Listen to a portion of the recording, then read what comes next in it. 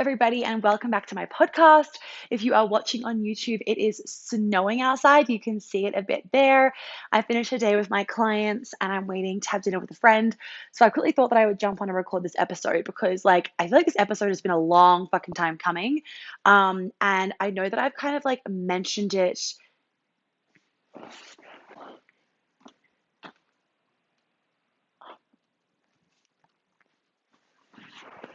I know that I've kind of mentioned it in roundabout ways. So Jelly wants to say hi. But I haven't actually, just can I get that pillow off the sofa? But I haven't actually done an episode on it, an episode specifically on this. And I feel like it's going to go down really, really well. So please tune in and listen. So today we are talking about the link between your period issues and trauma. This is obviously one of my main area of expertise when it comes to women, not men, when it comes to women, and especially when it comes to endo. March was Endo Awareness Month. And I didn't really do anything that much on it because it just all blends in all the time, really. But March is Endo Awareness Month, and I unfortunately see so many women being misdiagnosed with endo or being overdiagnosed. Now, that's not to invalidate your experience. I'm not saying that. If you have endometriosis, you have endometriosis, and I am here to help you. Just a reminder that the only way that you can be diagnosed with endometriosis is if you have surgery and the surgeon actually goes in and can see the endometrial tissue. That's just a reminder with endo. Now, when it comes to period issues, whether it's PCOS, whether it's endometriosis, whether it's adenomyosis, PMDD, whatever your period issue is, I want you to listen to this episode with an open mind, and I want you to listen to this episode with your body. So not just listening to it through your mind, but also listening to it through your body, because a lot of you would be aware that I am the period whisperer. Oh, by the way, I hope that you all love my outfit on YouTube. It's the party on the top, and wait, no, it's party on the top, casual on the bottom, whatever the thing is. I've been on Zoom calls, so I just hang out in my sweatpants, but on the top half, I look really professional and put together. So I'm just keeping that up because that's comfy vibes. And I love this top. So nice little piece of cashmere, although I did fucking stain the shit out of it. But thank God for good dry cleaners. They fixed it. So what I was saying is that a lot of you would probably know that I'm a bit of a period whisperer. Women often will come to me having tried everything. I've had clients that have gone to every doctor under the sun, and no doctor can figure out, for example, why their period can't come back, or no doctor can figure out why they can't get pregnant, or no doctor can figure out why their periods are so painful, or whatever it is.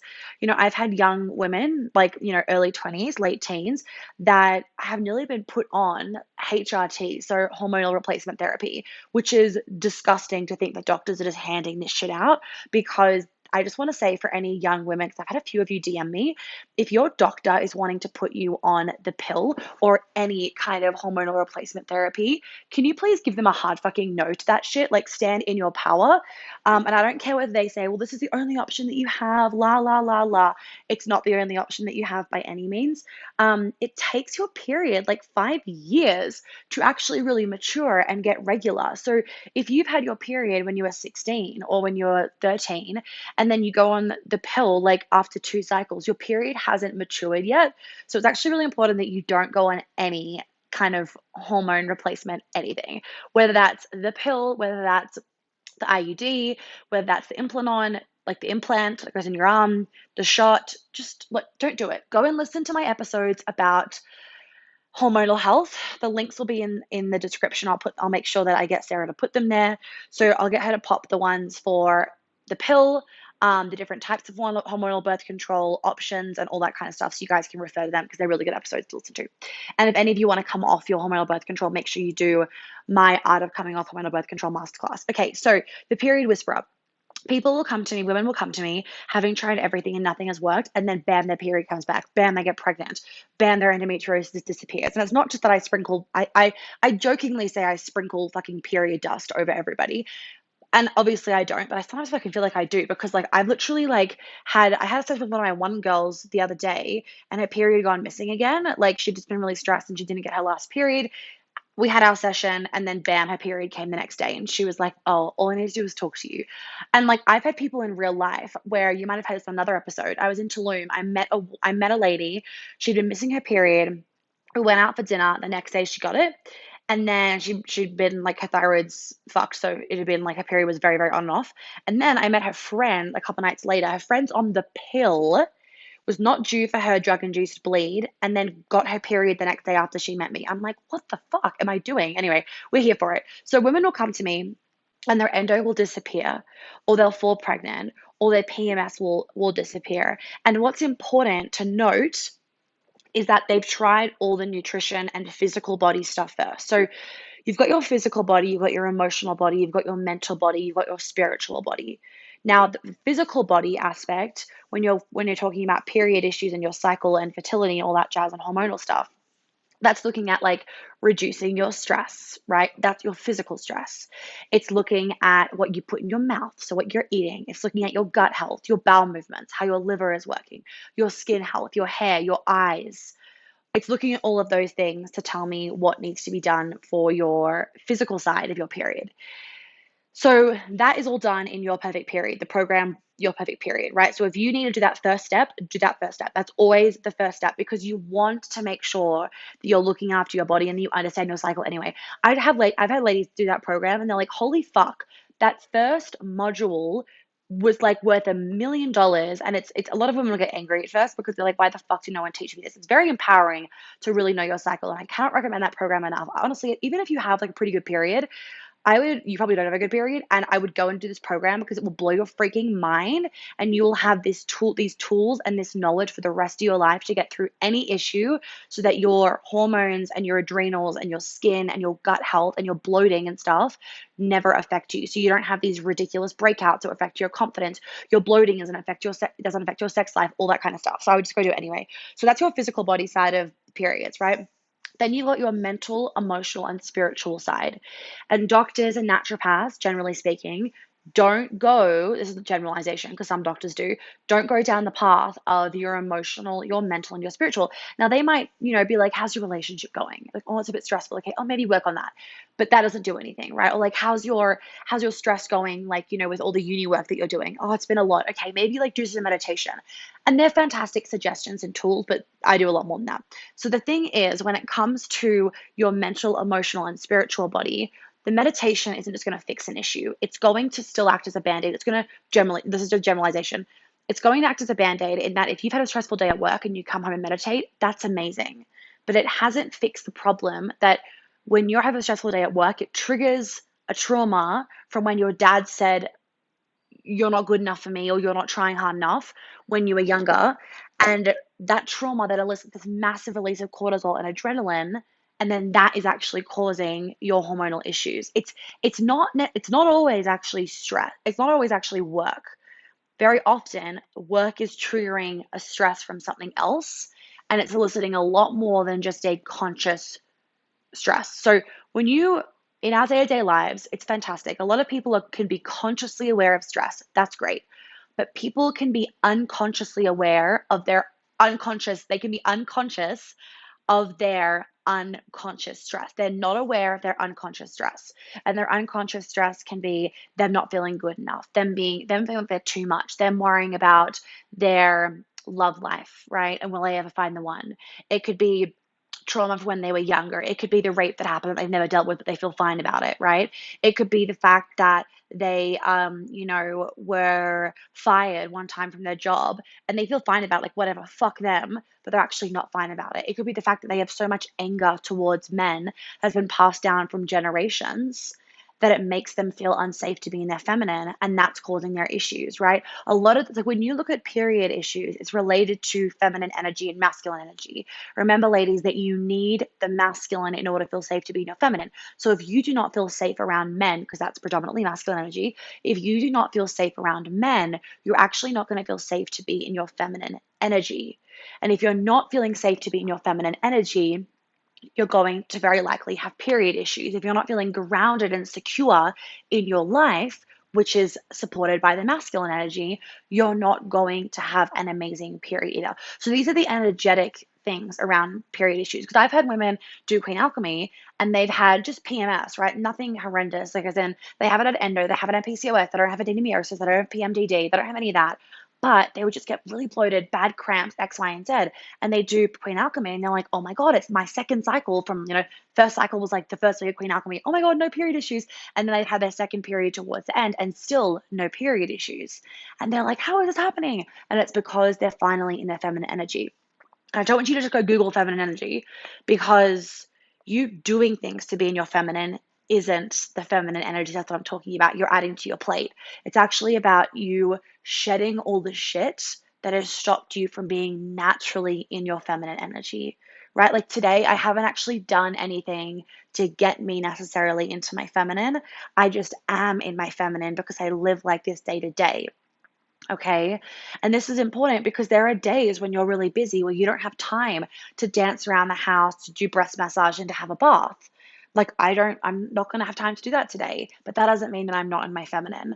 And so, a lot of the time, people like they add to their plate, and that's not helping because it's not integrating. You want to integrate into your life. That's a really big focus of me and my work. So, let's go through how your brain communicates. I'm going to make sure I have my notes so I don't miss things. I've written some things down.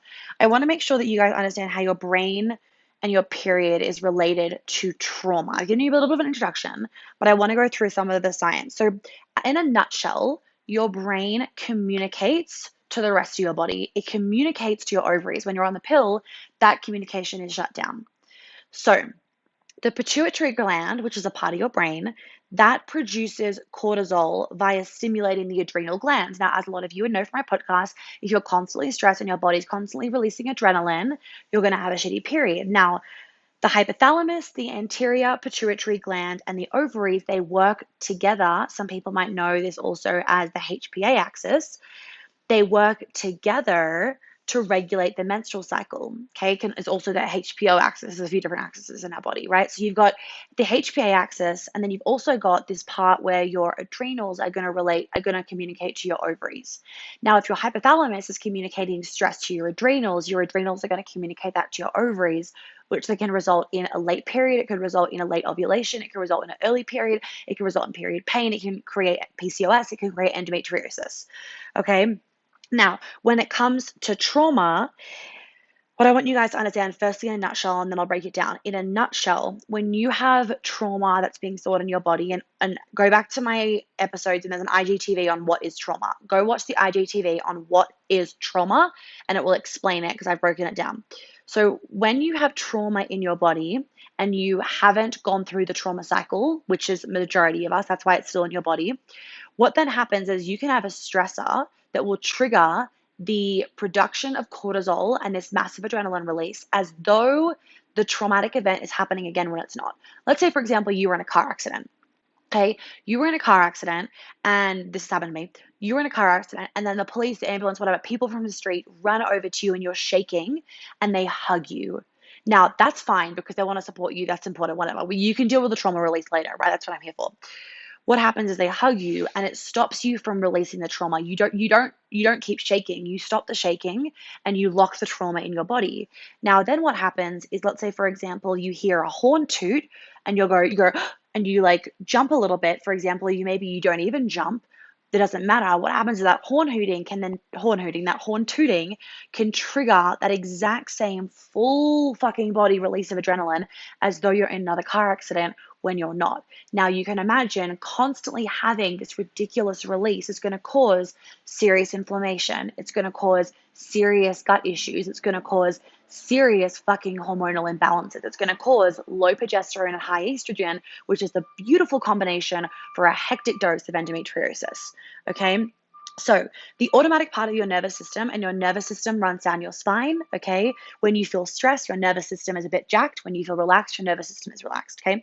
So the autonomic part of your nervous system, that is the automatic part of your body. Think of it like that. So it controls the breathing, it controls your heart rate, it controls your hair growth when you're not thinking like, oh, grow hair. It just happens, okay? That is connected directly to our uterus. So you don't have to consciously think, stop my period. You don't have to consciously think, bring my period back. Your body is doing it for you. Now, what happens then is because it's part of the autonomic nervous system, what then happens is that when you are stressed, you don't have control over what it's going to do to your nervous system. Your body, your uterus, your body is going to automatically shut that part of your body down, as in you could lose your period, you could have late ovulation causing PCOS, you get the endo, you can get the PMDD, the adenomyosis, the heavy periods, the late periods, the bloating, the brain fog, the sore boobs, all that kind of stuff, right? The hypothalamus, which is a part of your brain, triggers the pituitary gland, which is also on the part of your brain, to release low levels of the hormone FHS, which is follicular stimulating hormone. That's what creates follicles to then burst into ovulation. And it creates luteinizing hormone, which is about that second part of your cycle, the luteal phase. Okay. Now, your follicular stimulating hormone travels to the ovaries where it helps to produce the follicles that then create ovulation. And ovulation is the most important part of your cycle, gives you all those delicious hormones, right? It releases, it then plummets your estrogen, which is an important part so you don't become estrogen dominant, because estrogen dominance leads to PCOS, ovarian cysts, ovarian cancer, um, endometriosis, all that kind of stuff, right? You do not want to have estrogen dominance. Now, what happens though is if your body isn't doing, your brain isn't doing this proper cycle where it's triggering these hormones, you're then going to have period issues as well. Trauma affects your pituitary gland and trauma affects your hypothalamus. Whether this trauma is conscious or not, the stresses in your past and even the stresses that you think about in your future are actually affecting your brain, and your brain is communicating to your ovaries, which is therefore affecting your period, your cycle, your hormones, all that jazz. And your brain is communicating to your adrenals, which is also affecting your cycle, if that makes sense. Okay, so the hypothalamus and the pituitary, which we've talked a lot about, they are the most vulnerable parts of your brain, and they are often the parts of your brain that are the most disrupted and affected by brain injury, right? Or by trauma. Trauma to the brain, whether it's physical, mental, or emotional, that can interfere with the normal production of the normal production and the normal regulation of any of the hormonal processes in your body and the hypothalamus and the pituitary gland. So, normal hormonal processes are not just about you bleeding and having a period and you ovulating. It's also about your libido. It's about your adrenals. It's about your ability to wake up energized in the morning and go to sleep tired, not wired, right? It's your ability to sleep through a whole entire night. It's your ability to not be depressed, to be happy. All of these things are a part of your hormonal cycle. People often think hormones are just your period. No. It's your hormones control every part of your life, men included, right? So this can also relate to men, not their periods, but it can really relate to their libido, is the way that I see it. Trauma will really relate to a man's libido and a man's testosterone levels, is how it will do it, right? So, severe emotional trauma. And if any of you guys are really interested in knowing this for your coaching and not just being like a mainstream mindset coach, and that's fine if you want to be a mainstream mindset coach, but if you want to be the next level, because, nowadays the mainstream mindset coaching isn't cutting it for most people, please make sure that you have enrolled in my certification by Friday, which is like today essentially. And then it's closed till 2023. Can you believe we're in 2021? I feel like we're in the future. Anyway, it's going to be closed until 2023. And all this trauma stuff you'll be able to like help clear from your clients, okay? Because the students in my certification, they're already coaches. They're getting clients' periods back too. Okay, so when you have severe emotional trauma, which can be from your childhood, it could be from your teen years, it could be literally from anything. If you are if you are a refugee, if you are an immigrant, if you've gone through any kind of physical disasters, if you've gone through divorces, if you've gone through losing your mum in the fucking shopping mall, if you've gone through someone dying, if you've gone through watching someone dying, knowing someone dying, if you've gone through major school bullying, they're all examples of trauma. Whether you think they're traumatic or not, they're traumatic. Now, they create lasting changes, that's really interesting. They create lasting changes in the prefrontal cortex of your brain, right? This part of your brain is responsible for regulating and responding to emotional situations, okay? Now, this part of your brain will respond to emotional situations that have been triggered by the amygdala, which is another part of your brain. Amygdala, if you want to Google it, is actually it's spelled like amygdala is how it's spelled. Amygdala is how it's pronounced. Anyway, if you can't regulate your emotions, okay, which a lot of people actually can't regulate their emotions very well. They get really stressed in situations, they get really depressed in other situations, they get really angry, they have angry outbursts, they start crying when they don't really want to be crying. And none of that's bad. Your emotions are never bad. Anger is healthy, crying is healthy, fear is healthy. Like it's all part of our human experience, but your ability to regulate your emotions is really important. That is a key thing that you guys want to be able to master, right? And if you can't regulate your emotions, you could be throwing yourself in these highs and lows all the time on these roller coasters, which is going to really drain and exhaust your adrenals, right? And that's going to affect your hormones. That's going to affect your ovaries. That's going to affect your period and your estrogen, your progesterone, your testosterone, and all these parts of your body that make you feel amazing when they're in balance and make you feel shit when they're not in balance. Okay. So if you are on these constant highs and lows because the trauma that is affecting your prefrontal cortex, which is affecting your amygdala, your hypothalamus, your pituitary gland, all these parts of your brain in different ways, then what's going to happen is being on these constant highs and lows, it's going to cause your body to go in fucking haywire mode, and the stress is going to be too much, and that's going to affect your hormones, and it's going to cause you to be having things like endometriosis. A lot of women that have endometriosis, it's an inflammation issue in their body, and the inflammation has been caused by stress, right? And it's been caused also, like I was saying before, about a really bad relationship with their feminine energy. That's a really important thing as part of it. And part of the trauma that a lot of people have is they have trauma around the feminine. They have trauma around surrendering. They have trauma around letting go. They don't want to let go. They don't feel comfortable in letting go and control. Like being a control freak makes them feel more secure, letting go, surrendering, receiving, sitting back, allowing things to happen for you, letting things be easy, not working as hard. A lot of people have trauma around not working. That not working is traumatic. I just had one of my male clients before, and we were doing this with him, right? Well, not we, I was doing this with him. We were doing in our session of him not working all the time. Literally, if his girlfriend, goes to the bathroom, it's like get on an email, like reply to an email.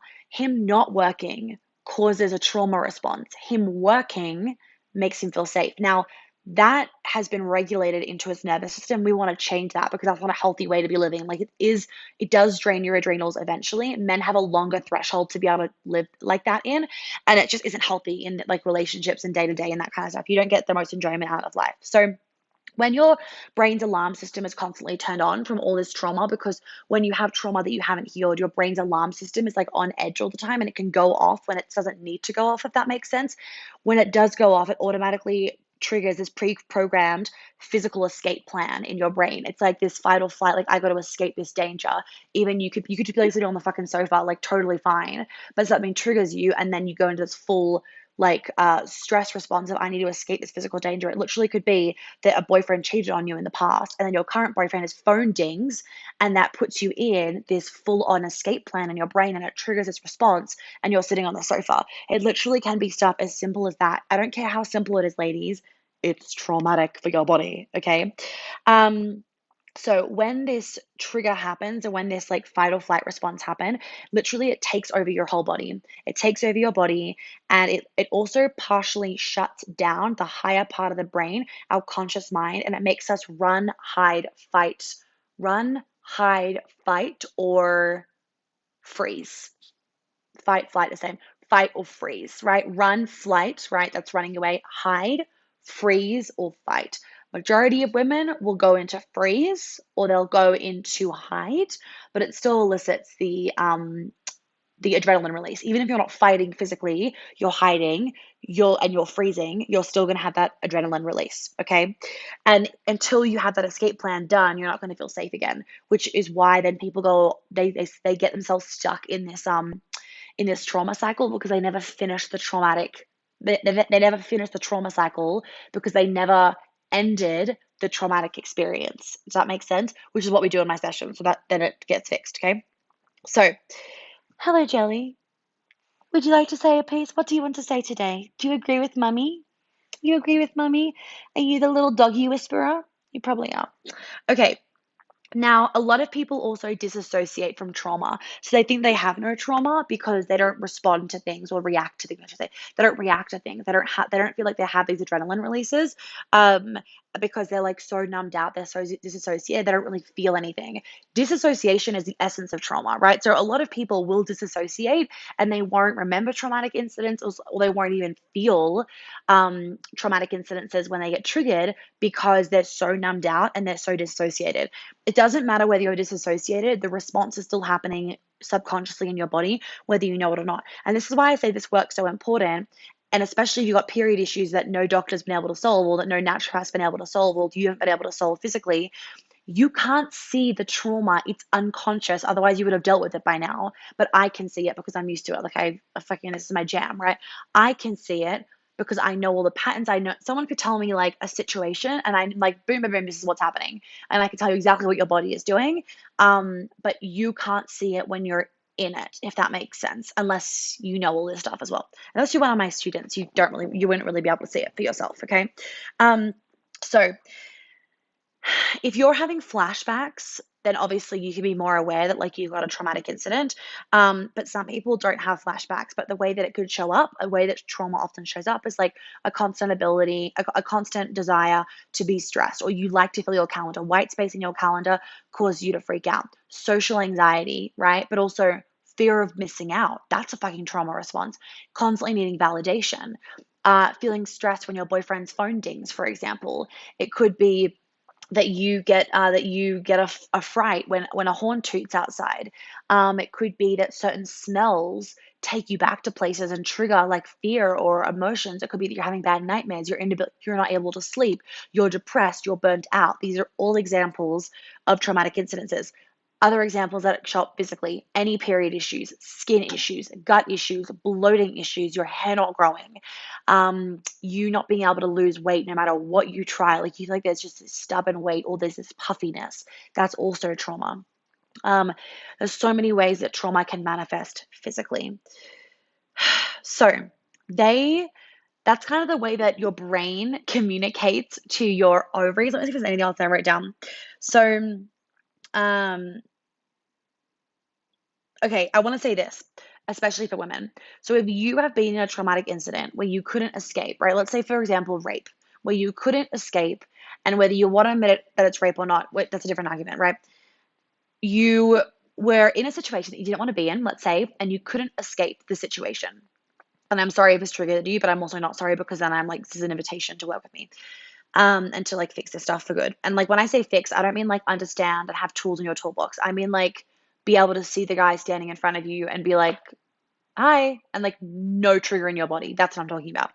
So if you are held down in a situation and therefore the normal response is blocked, as in you can't go into that fight or flight, where you feel like you are trapped down or you're held down, the brain keeps secreting the stress chemical, right, in your body. It keeps secreting the adrenaline and the cortisol, and this continuation of the stress response can actually continue to happen way after the event has finished, right? The event's passed. So the brain literally just keeps sending these signals to the body of escape, escape, escape, escape. And you could be like in your kitchen cooking with your mum, and it keeps sending the signals of escape because you were held down in a situation that you didn't want to be held down in, for example. Okay. Now what then happens is that you can then, when you get triggered by something, you can do something really dramatic and over the top, whether it's like an outburst of anger or something. And fuck me, have I been seeing this?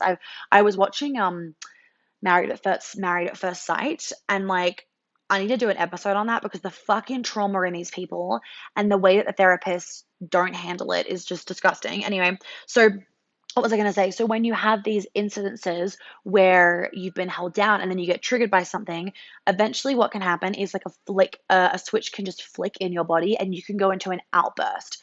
And that is where blackout rage happens. That's where blackout anger can happen. So I even see this in men a lot, especially with like one punch hits, is that what they're called? One punch hits in Australia. Basically, and it's not that they've been held down and suppressed, but they actually have been more so emotionally.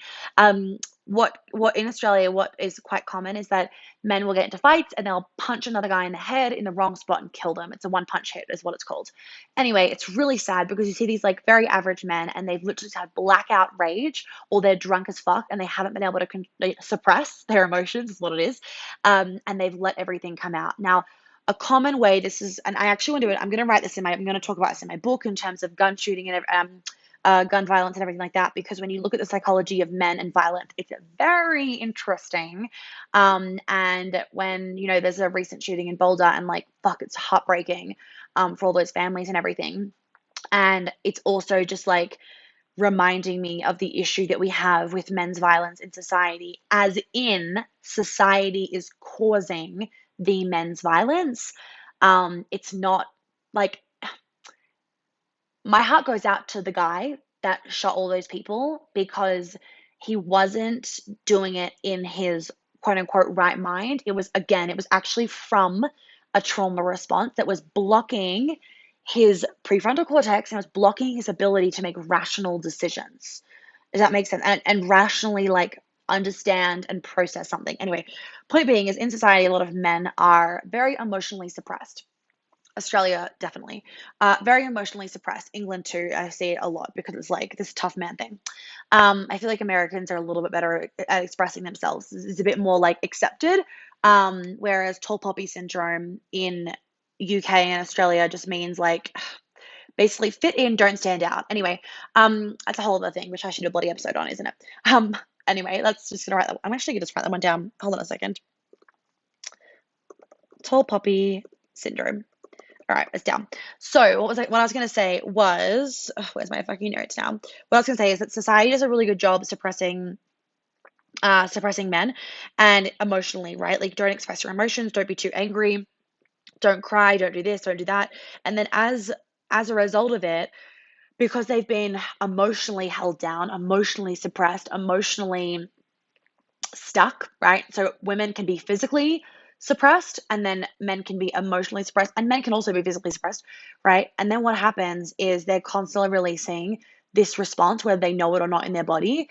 And one day the fucking champagne bottle explodes and they have blackout rage and they don't remember it. They don't remember it because their body just took over. The rage, the adrenaline was like the trauma took over, where it was like, I need to get this out of my body. And as a result, your conscious mind shuts off and your unconscious body and your unconscious mind just fucking takes over. And this is why doing this work is so fucking important, because you don't want to be having those situations, but also you just don't want to be living your life in this constant state of adrenaline where your body doesn't feel really safe and secure in different scenarios. And also, you don't want to be having these physical manifestations of trauma. Okay, so share this episode, please, with the men in your life, with your girlfriends in your life, with your mom, with your dad, with your brother, with your sister, with your friends, everyone. Share it with fucking everyone, because this stuff is so important. Like, I see these physical manifestations in men as well, and the way that it shows up is, again, like skin issues. It shows up as low testosterone. It shows up as burnout. It shows up as erectile dysfunction. It shows up as low libido, and that gets to men so fucking heavily, more so than like a low libido gets to a woman. Why? Because society puts the fucking expectation that a man's got to be rock solid all the time, or constantly wanting sex, and so much of a man's manhood and masculinity is wrapped up in sex and their ability to be hard and get it up and all that kind of stuff. So when they're having these issues, they feel like so fucking bad. And you got to remember, because of society, men aren't going to just phone their friends and have a chat about it. They're going to suppress until something really bad happens, or until, as many situations show us with the statistics, until they commit suicide, because they can't, they don't get help. They feel so ashamed of it. And so if we can normalize this stuff and get people to understand, like, oh, a physical manifestation is often a result of an emotional issue, then they can just fix the emotional issue and the physical manifestation disappears, right? So yeah, so when it comes to period issues, when it comes to anything like that, guys, I want you to remember that your brain is communicating to your ovaries, and your brain is affected by the trauma in your life, by the stress in your life, by the trauma from your childhood, by the way that you feel about the feminine, by the way that you feel about the masculine. Do you feel safe in your environment? Do you feel safe around men? Do you feel safe being a woman? If you don't feel safe in these things, if you don't feel safe to draw boundaries, if you don't feel safe to express your truth, if you don't feel safe in your sexuality, if you don't feel safe in your sensuality, you're going to be having these physical manifestations. Another juicy episode wrapped up by moi. Ladies, thank you for tuning in. Um, What was I going to say? If you haven't left a review, could you please write a written review on the podcast? Also, so the certification is closing on Friday the 31st of March, no, Friday the 26th of March. And if you put your application in, you've got until the 31st to submit your first payment, and then its doors are closed as soon as you lose. And then guys, on Saturday, I'm going to be opening up the website page for our Tulum fucking immersion, which is 4 days of pure fucking healing. It's super intimate. Only 9 women can come. And I am never going to do this again. I decided it when I was in Tulum. I am never going to do this again because once COVID is fucked off, my big events will be a thing again. So this is your opportunity for once in a fucking lifetime to work with me at this intimate level in person for 3.5, 4 days. I will never do this again, or at least I will never do it at this price point. Maybe I'll do it again for like 30K, but I don't even think I will because I like to do big things just because it's like better with time. Like it's a better use of my time and they're fun, but we can't at the moment. So we're going to make so much fun out of the 9 women. It's in a ridiculous house in Tulum on the fucking beach. The staff are like nothing you've ever experienced. It's where I stayed in my second place in Tulum. The security is out of control. I just can't even express my love of this bloody place. So that website page is going to be open on Saturday. So you will have all the details of the dates, the prices, the payment plans, absolutely everything. And then a week later, the tickets will open. So I want to give you guys a week to prep plan so you know you're ready to rock and roll and click that buy button because these 4 days are going to transform your life. Like in words, I can't even fucking explain. You probably, if you haven't, you might have seen things from my New York event. Watch the promo videos from my New York event. It is out of fucking, I just like, I can't even actually put words to it. Like, I literally can't even describe it. Like, you just know in your heart right now whether you're meant to be there. Like, you already know. Like, you don't even need to look at the website page. You're just going to look there for the dates and the details because you don't even need me to like sell it to you. You're just like, oh, yeah, I was there yesterday. Like, that's the energy of the people that are meant to be. And that's who I'm calling in, those 9 bloody amazing women. Okay, ladies. Well, have an amazing rest of your day. This episode is on YouTube, or if you're on YouTube, this episode is on my podcast, Feminine as Fuck. My YouTube is just Monica Yates, so you'll be able to search it up if you want to watch the video version of it. If you want to see my face, if you want to see a little bit of jelly, if you want to see the snow falling outside, it's a vibe in Aspen. And I will see you guys in the next episode. Please do not forget to share this episode because it will change so many lives. And I really appreciate it as the value exchange of me taking an hour out of my time plus more to edit it and everything to do these episodes. I really appreciate it. Have a lovely day, everyone.